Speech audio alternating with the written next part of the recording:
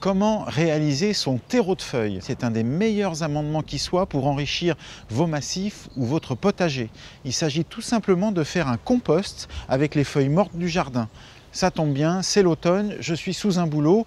Alors le bouleau a une des meilleures feuilles pour pouvoir réaliser ce compost de feuilles mortes avec le tilleul ou l'érable par exemple. On évitera dans le compost d'utiliser des feuilles très coriaces, comme des feuilles de chêne par exemple ou des feuilles de magnolia grandiflora. C'est toujours possible, mais il faudra bien les hacher finement. L'idéal est donc de ramasser vos feuilles mortes par une journée sans vent et de préférence le matin quand les feuilles sont encore un peu humides. Ça va éviter qu'elles s'envolent de partout bien sûr et ça va faciliter l'activation du compost.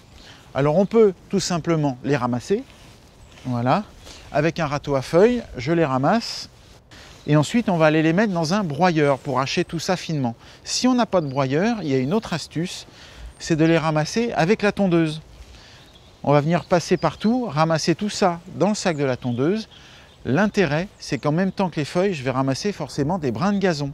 Et ces brins de gazon sont très riches en azote. Ils vont se mettre à chauffer pour se composter et ça va venir accélérer le processus de compostage des feuilles mortes. Mais bien sûr, tout ça va dépendre aussi de la surface de votre jardin. Un jardin de 40 mètres carrés avec le râteau à gazon, ça suffira. Un jardin plus grand, la tondeuse sera d'une aide bien utile. Voilà, mes feuilles sont bien hachées avec le gazon. Alors bien sûr, pour faire ça, j'ai retiré le cache pour le mulching et installé le panier, forcément. Et ça, j'ai plus qu'à aller le verser dans le compost et vous verrez, c'est un des terreaux les plus riches en humus et il est parfait pour le potager.